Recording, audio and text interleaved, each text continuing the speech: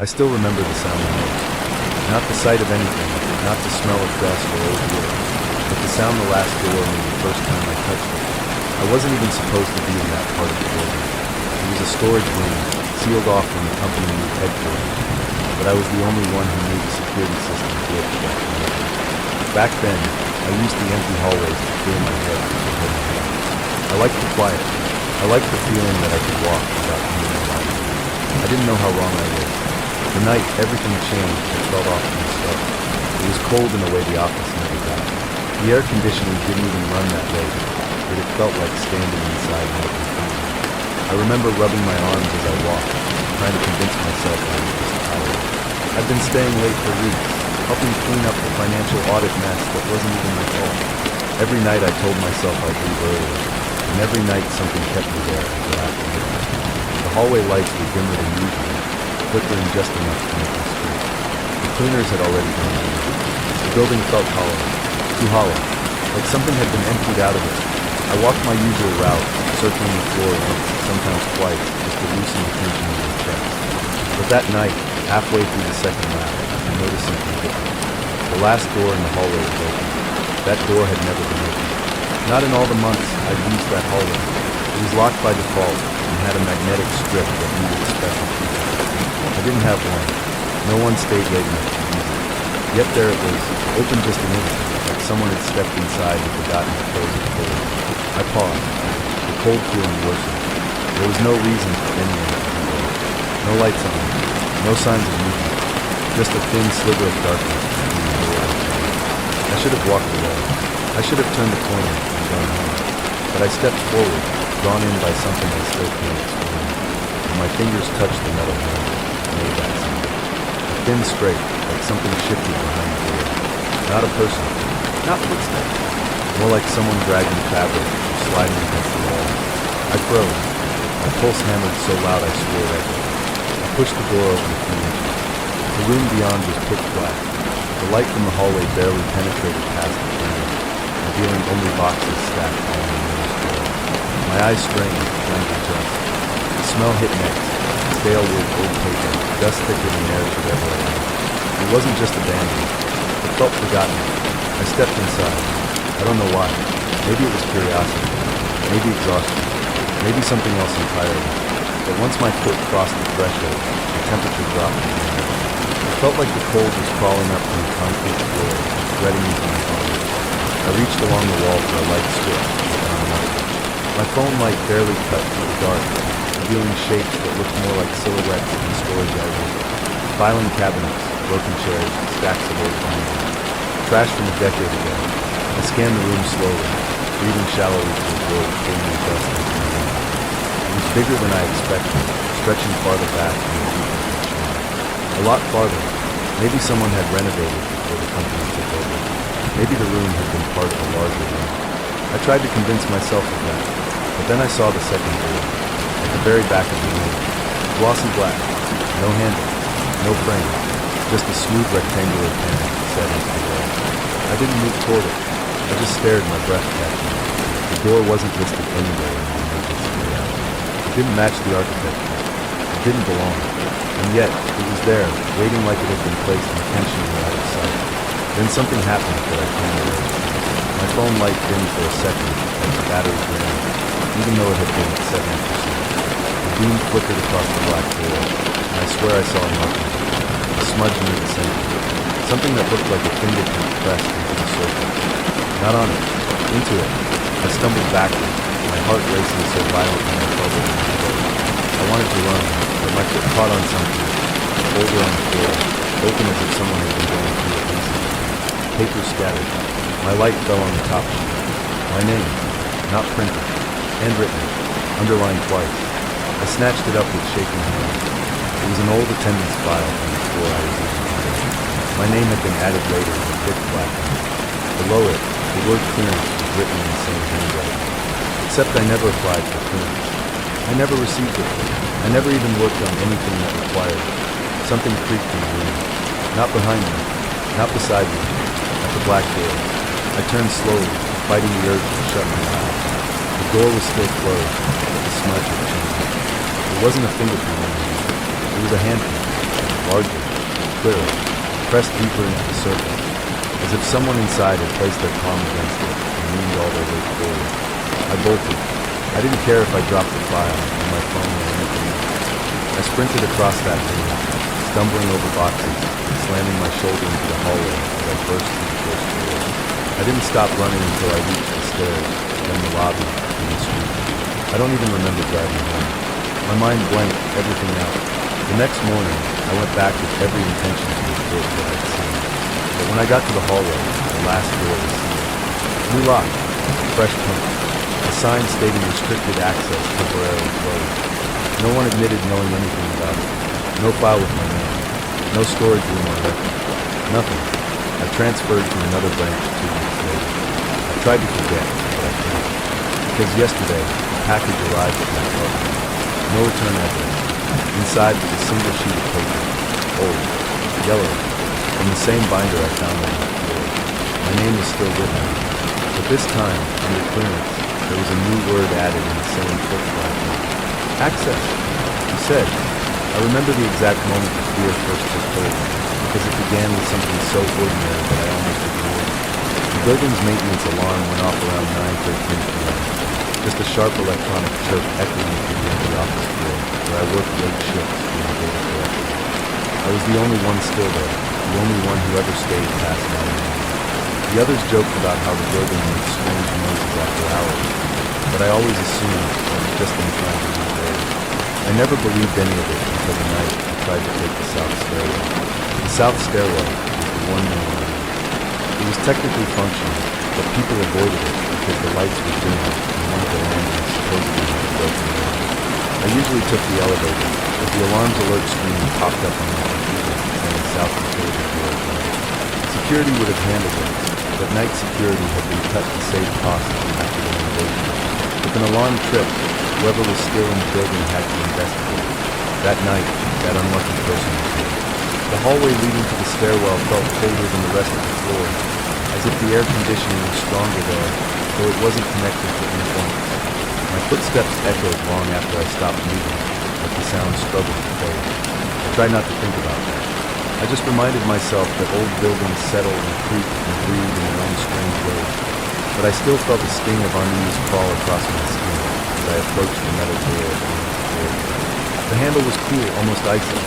When I pulled it open, the stairwell smell hit me first. Damp concrete, rust, old dust. I smell places yet when nobody has walked through here near. I clicked on the flashlight app on my phone and stepped inside, letting the heavy door swing shut behind me with a dull, echoing thud. The light from my phone caught the concrete steps spiraling down to the lower floors and up toward the roof access. Everything was still, silent. The alarm had reported the bottom utility door was ajar, so I started descending, each step moving heavily. I think that was when I started noticing the sound. Not footsteps, not movement, breathing, soft, slow, not mine. I froze on the landing between the ninth and eighth floors. I tilted my head, listening as carefully as I could. My heart pounded so loudly I thought it might drown out everything else, but the breathing continued, steady as a sleeping person. I scanned the staircase below me with my flashlight, expecting to see someone sitting on the steps or leaning against the wall, maybe a homeless trespasser or someone sheltering from the cold. But there was nothing, just the gray wall, the steps, the metal railing, and the sound of someone inhaling and exhaling through the dim hollow of the stairway.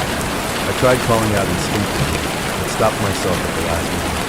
Something about that breathing felt wrong. Not sick, not in pain. Just waiting, like it had been there long before I came, and would stay long after I left.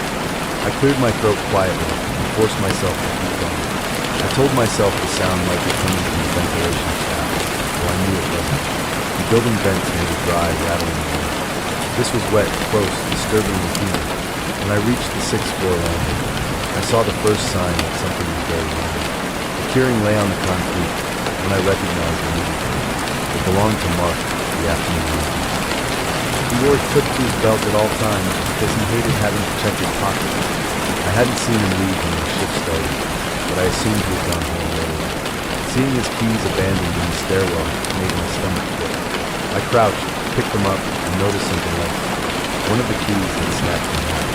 The The broken end was still lodged in the door deep down the stairway, a door I didn't even realize existed. It wasn't on any floor plan I had seen. It was just a narrow gray metal door with no signage. It cracked open like someone had tried desperately to force it shut but failed. The breathing grew louder when I looked at it. Not closer, just louder, as if the stairwell itself reacted to the shift of my attention. I moved toward the door because I had to confirm the community first. The broken key piece in the lock told me someone had tried locking it, not opening it. I hesitated, then pushed the door gently until it opened lightly. A wave of cold air flowed out, colder than the hallway, colder than winter. My light revealed a narrow utility corridor lined with old pipes and tangled wires. And on the floor, just inside the doorway, lay a small, crumpled desk. One of the bright orange dimensions pretty wood. It was marked. My pulse hammered violently, loud enough that I could barely hear anything. I stepped inside the corridor, heart racing, scanning the shadowy length of it as far as my phone would open. The breathing sounded different, hollow, slightly echoing, like it came from somewhere deep inside the wall. I called out for Mark before I could stop myself. My voice came back to me in faint, distorted echo. No answer, only breathing. I followed the corridor slowly. Pipes clanged softly overhead, as if something had brushed me in my clothes. Small flecks of rust rained down. My shoes made soft scraping sounds against the concrete, and with each step I felt more certain I shouldn't be there.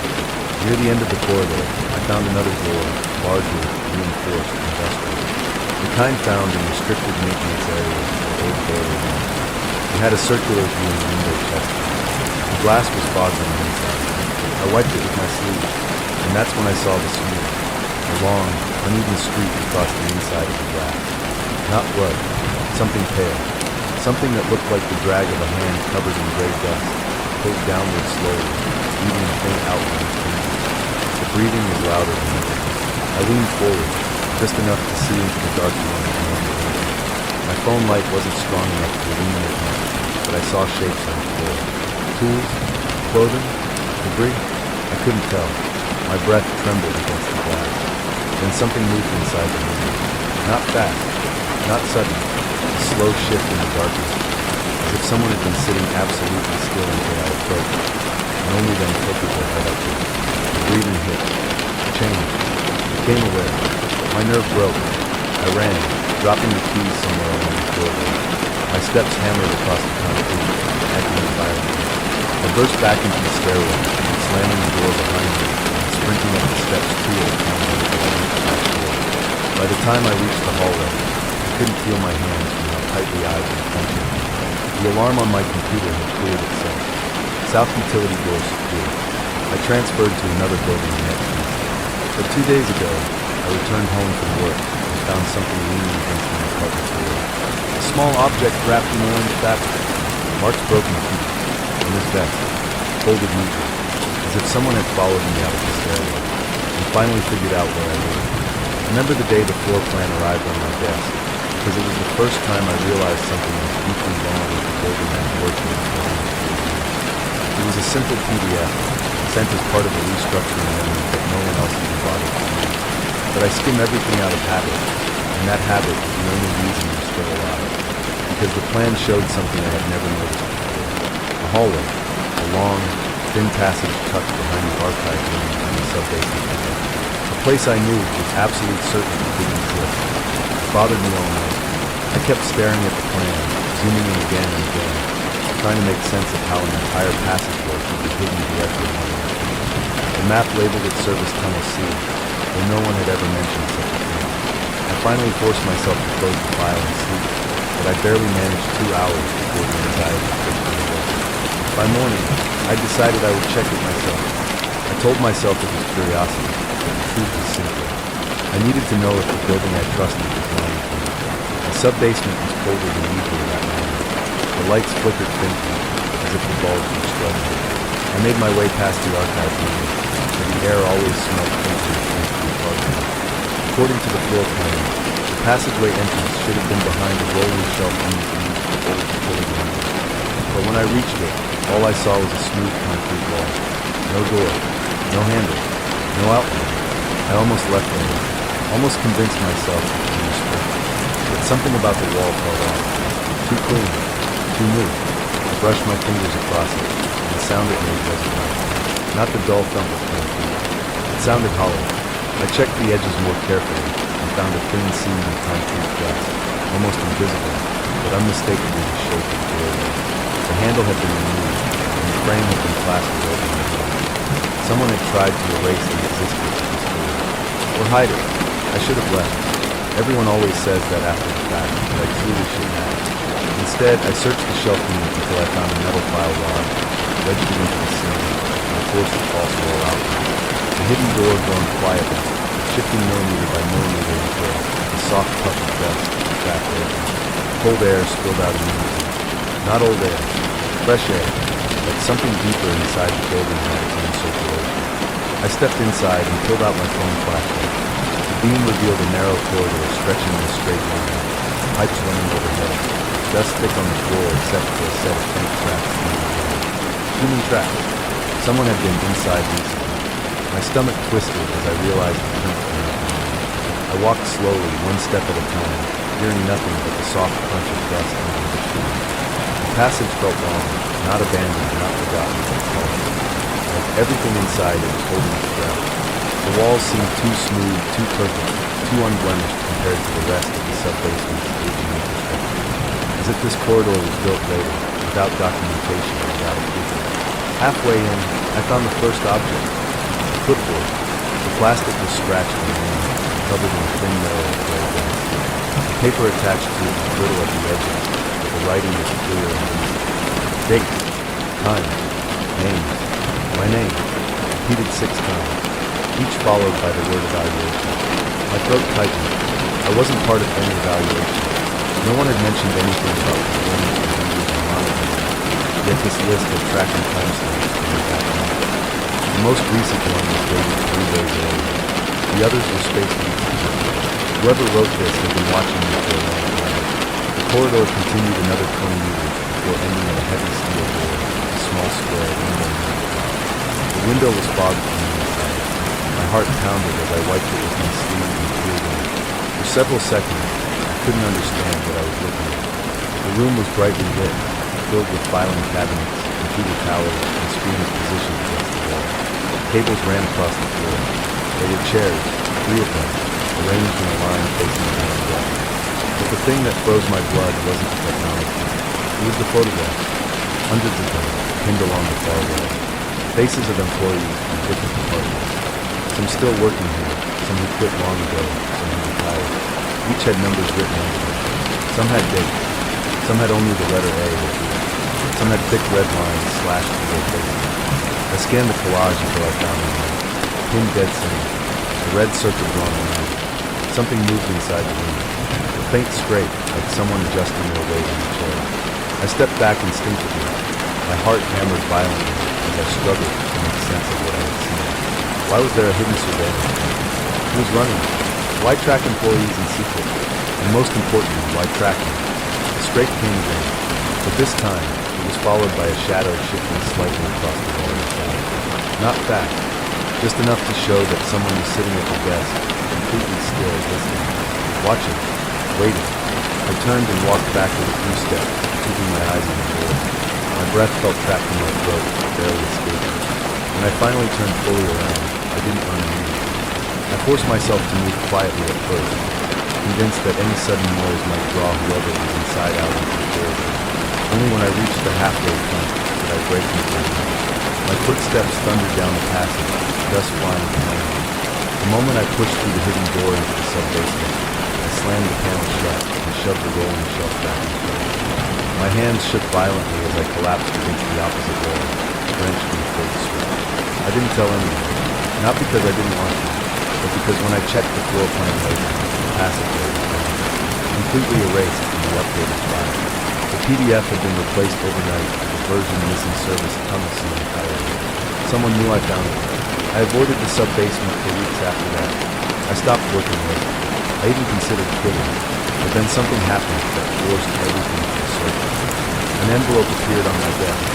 No name, no return address. Inside was a single photograph. Me, standing in the hidden passageway. My phone's flashlight still glowing in my hand, and written underneath, in the same red ink on the wall, Next evaluation schedule. Do not enter unauthorized areas again. Said.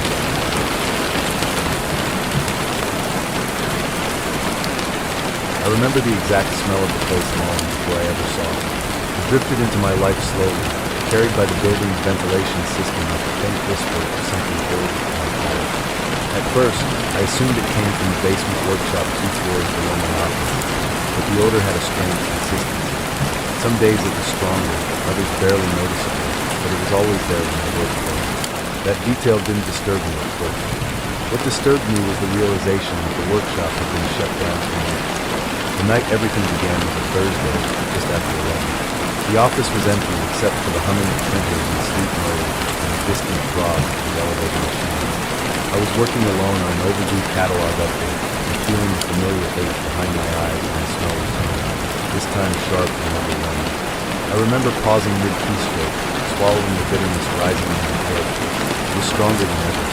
Copper, dust, a hint of something chemical, something that didn't belong in a modern office building, trying to pinpoint something. The scent wasn't coming from the vents that night. It felt like it was seeping in from somewhere behind the wall, like the building itself. Curiosity mixed with anxiety, crawling through me until I couldn't sit still. I stood, stretched, and followed the smell down the hall. The scent grew stronger near the storage room, the one with the narrow hallways filled with spare furniture and unopened boxes from years of renovation. Most employees never went there, not even during the day. The lights flickered more than they should, and the place felt stuck in another decade. But I walked in anyway, driven by something between frustration and instinct. The hallway dead-ended and a locked door labeled storage room. The room I knew existed only on paper. We were supposed to have 2 storage rooms on that floor, not 4. I checked the handle out of habit. Locked as always, but the smell proved thickest at the base of the door. It was the unmistakable sort. I pulled out my bag. It didn't work. I tried again. Nothing. Whatever was behind that door wasn't meant to be reached by regular employees.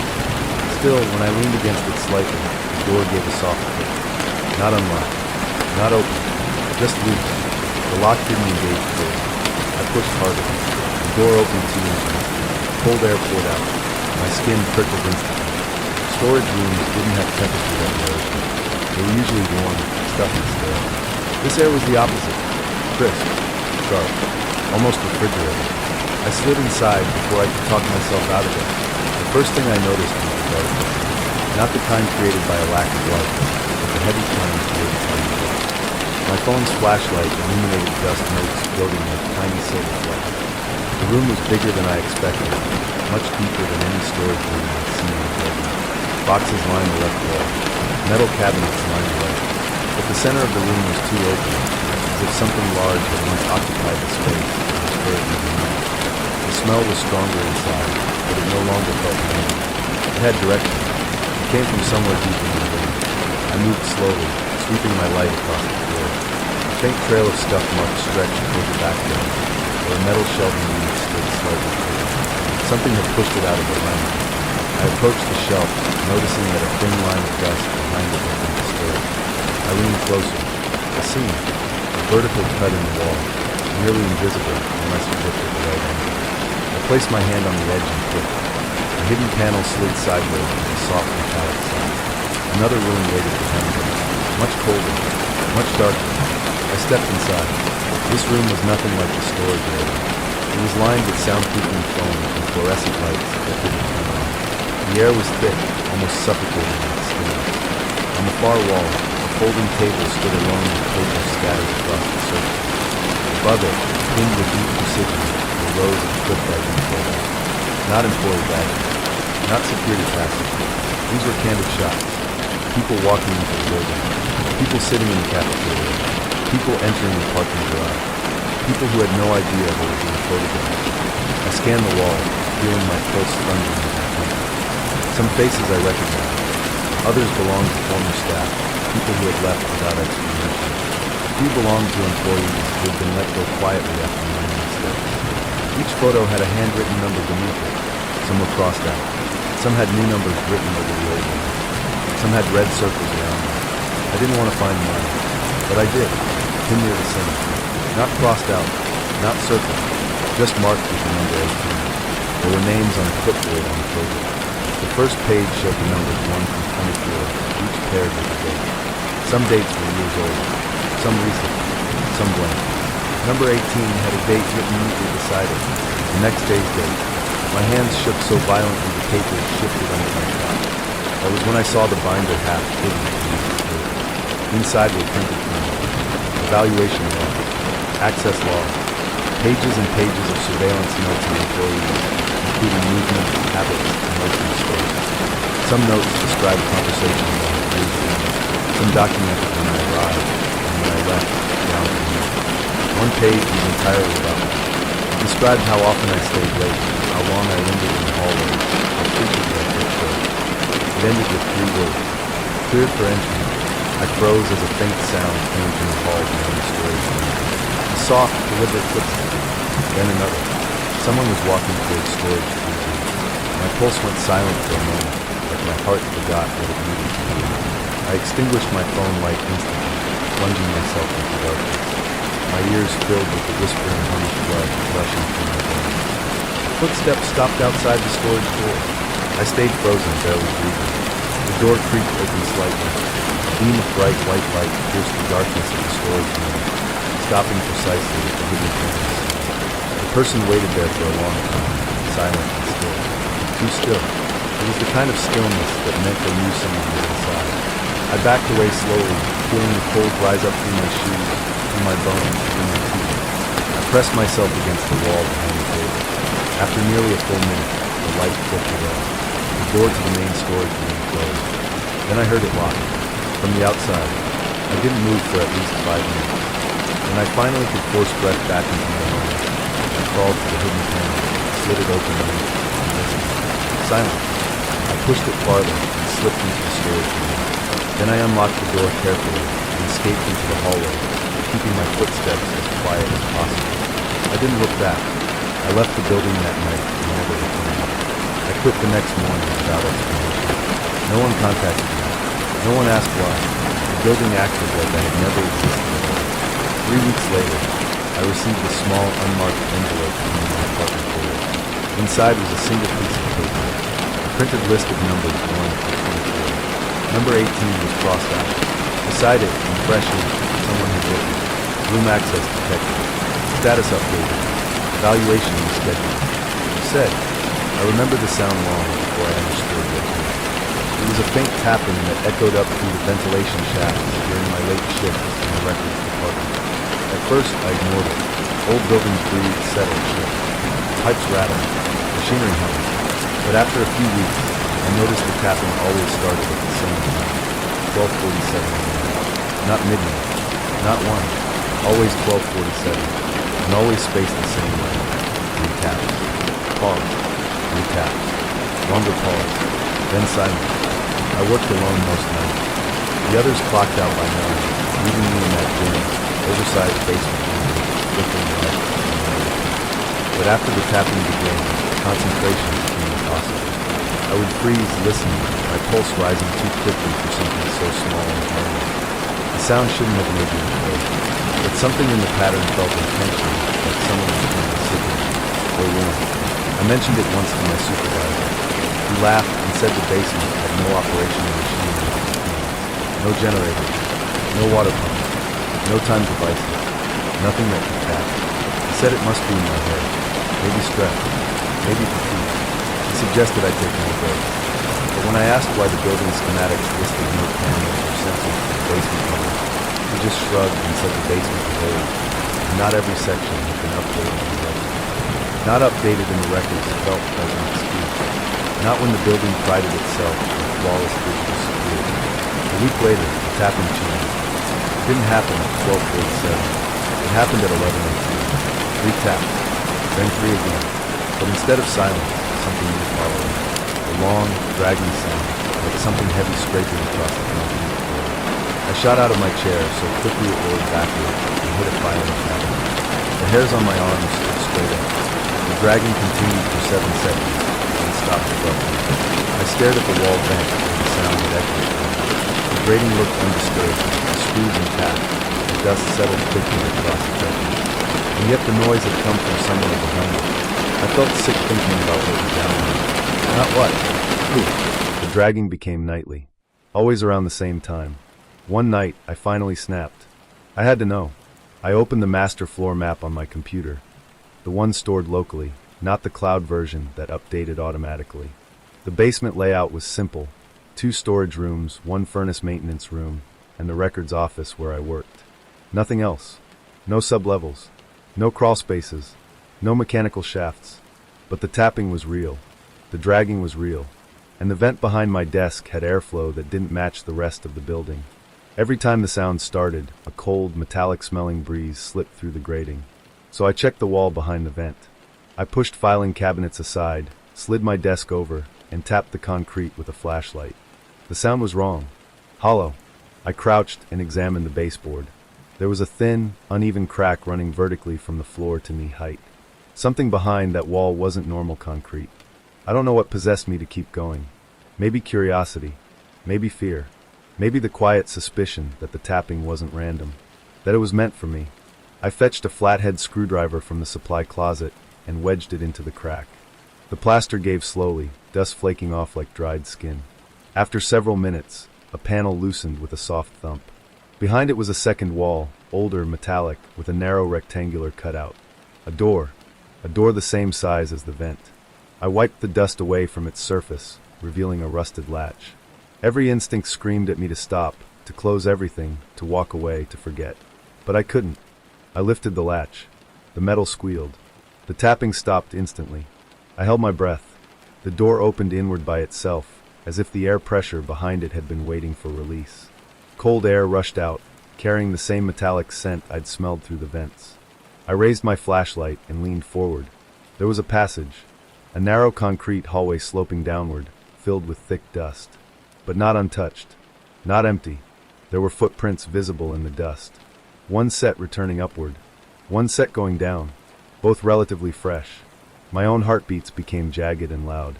I thought about calling someone. Security maybe. But the basement, according to the official records, didn't require nighttime security rounds anymore. And even if someone came, how would I explain the hidden passage behind a wall that supposedly didn't exist? I stepped inside. The cold deepened immediately. The air tasted stale and used, untouched for years except for whoever made those footprints. The hallway stretched farther than the dimensions of the building should have allowed. Pipes and cables lined the ceiling, thick industrial ones, not the standard wiring used upstairs. After maybe 30 meters, the hallway ended abruptly at a steel door with a narrow rectangular viewing window. I wiped it clean with my sleeve and looked through. The room beyond was enormous, far too large to fit under the building's blueprint. Fluorescent lights buzzed faintly overhead. Metal tables stood in rows. A whiteboard covered one wall completely, filled with notes and marker that had partially faded with time. The handwriting was hurried, uneven, almost frantic. But the thing that stopped my breath was the row of chairs along the far wall. 8 of them, each bolted to the floor, each fitted with straps at the wrists, ankles, and chest. And 7 of the 8 chairs were occupied. Not by people, by clothing, folded, pressed, arranged as though the people who wore them had stepped out of their outfits and vanished. Shoes placed neatly beneath each chair, the name tags facing forward, each with a date taped above it. Some dates were from last year, some from a decade ago, one from 2 months back. There was an 8th chair, empty, waiting. My flashlight trembled as I scanned the tables. Clipboard stacks, old ID badges, bags tagged with numbers. A binder half open with a page titled Schedule Rotation. I recognized some names. People who had quit, people who had been let go, people who had been fired quietly, without reason given. One name triggered a cold sweat down my back. An employee from my own department who had stopped showing up last month. We were told he relocated. His clothes were folded in the 3rd chair. I staggered back from the window, heart slamming against my ribs. I had to leave. Now. I turned and ran, my footsteps echoing violently against the narrow concrete walls. When I reached the vent door, I climbed through and forced the panel shut behind me. Dust rained over my hands as I shoved my desk back against the wall. Then the tapping returned. But this time it wasn't faint. It came from the other side of the wall. Slow, deliberate, 3 taps. Pause. 3 taps. Long pause. Then a sound I will never forget. A soft metallic click. The latch on the hidden door. Opening. I fled the basement. I didn't collect my things. I didn't clock out. I didn't close the office door. I just ran. I resigned the next morning. For weeks, nothing happened. Then yesterday, something arrived at my apartment. A folded uniform. My uniform. Pressed. Clean. Placed neatly in a sealed plastic bag. And on top of it, on a small white card, were 3 words written in thick black ink. Chair 8 reserved. I've worked as a night cleaner before, but never in a place that felt as wrong as the sports complex on the edge of town. It was too big, too empty, too quiet, especially after 11 p.m., when the last of the trainers left and the whole building fell into a silence, so heavy it felt like a weight pressing against my ears. I started the job last winter. I needed extra money, and the night shift paid well. My routine was simple: wipe down equipment, empty bins, mop the halls, then finish in the men's locker room. That locker room was the part one dreaded most. Even thinking about it now tightens something in my chest. Because of the noise. Or what I called the noise. It started on my 3rd week. I was mopping the corridor outside the locker room when I heard it for the first time, an odd, rhythmic metallic clicking coming from inside. Not loud, not aggressive, just deliberate, like someone lightly tapping a key against a metal locker. Click. Pause. Click, click. Long pause. Then click again. I assumed someone had stayed late. Maybe a trainer forgot something. But when I opened the door, the room was empty. Lights buzzing. Steam drifting from the showers where the auto-clean cycle had just finished. Fogged mirrors. Wet tile. But no one there. The clicking stopped the moment I entered. I checked everywhere, every shower stall, every row of lockers, every corner. Nothing.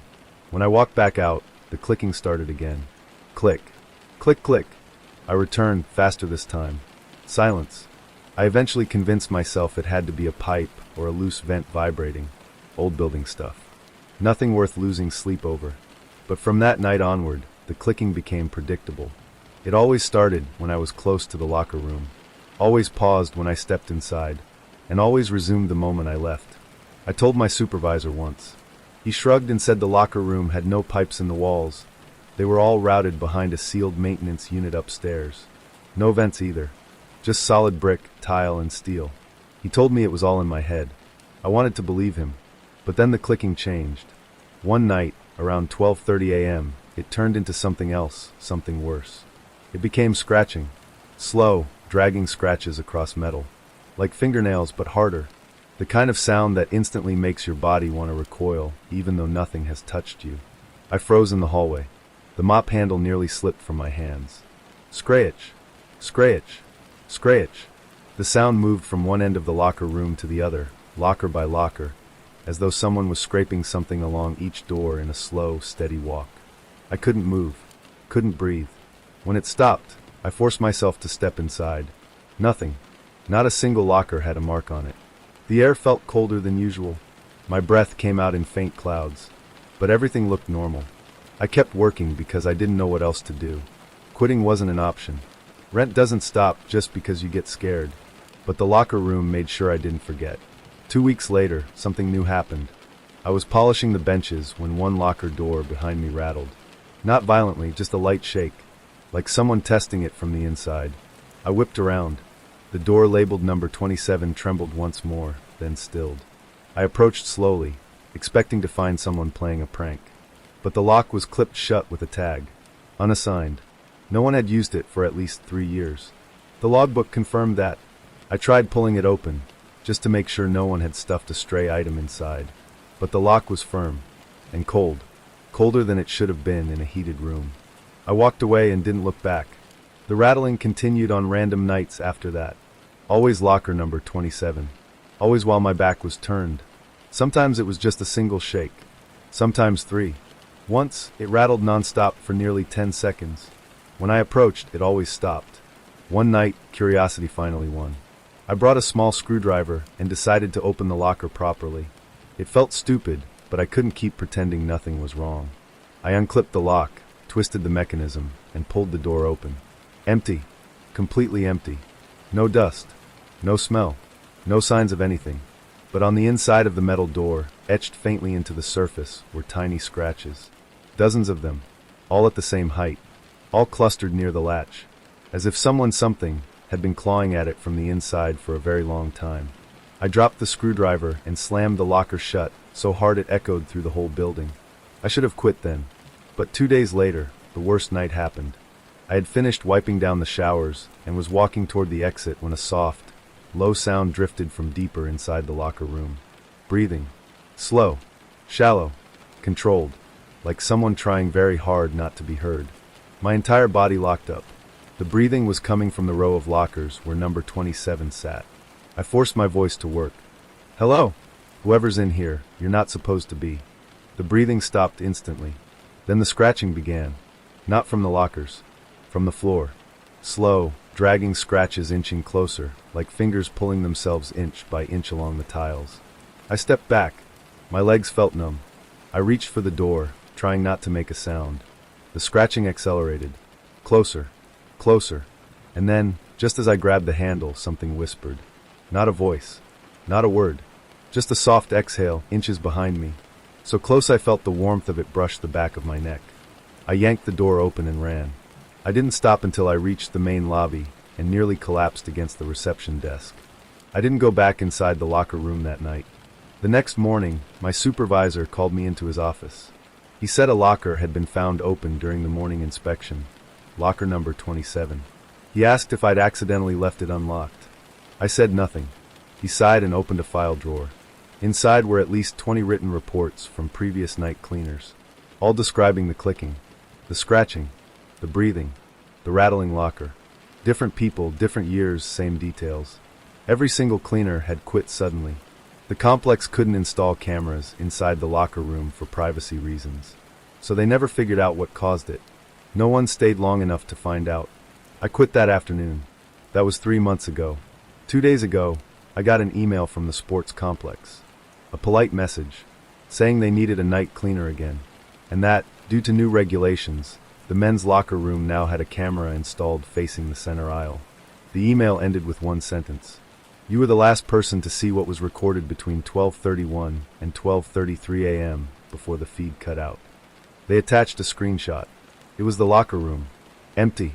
Silent. Except for locker number 27. Wide open. And someone, crouched on the floor just behind the door, looking directly at the camera, smiling. I still don't know why I agreed to watch the cabin that winter. Maybe I needed the money more than I wanted to admit. Maybe I wanted the isolation. Or maybe I ignored the uneasy feeling I got the moment I saw the place. The cabin sat at the far edge of the old hunting grounds, where the trees grew too tightly together and the wind seemed to move in strange, controlled patterns. It belonged to a co-worker's uncle who traveled out of the country every year, leaving the property empty for months. My task was simple. Check in twice a week, keep the pipes from freezing, and make sure no animals forced their way inside. A boring job, supposedly. I visited for the first time on a gray afternoon in January.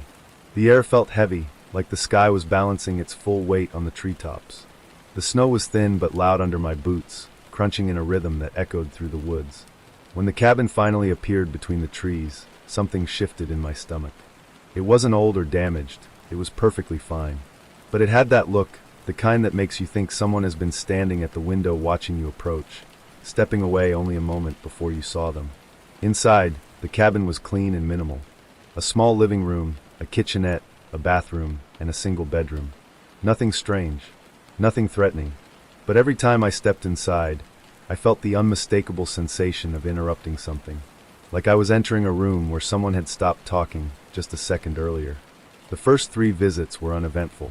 I ran the faucets, wiped the condensation buildup on the windows, and checked the locks. I always locked the door behind me, but every time I returned, the lock felt warm. Too warm. Like someone had been holding it. On the 4th visit, I noticed footprints in the snow leading toward the cabin. They weren't mine. They came from the opposite direction, from deeper in the forest, and stopped right at the porch. No return trail. Just a single path leading straight to the front door. Inside, everything looked exactly the same. But the air felt wrong. Heavier. I checked each room as I normally did, but I lingered longer in corners and behind furniture, expecting something to move. Nothing did. Yet I couldn't shake the feeling that I wasn't alone. I told myself it was just an animal. Maybe the snow had covered its return prints. It was the only explanation that made sense. The next time, it wasn't footprints that bothered me. It was the smell. The cabin always had a faint woodsy scent, but that day the air smelled sour. Human sour.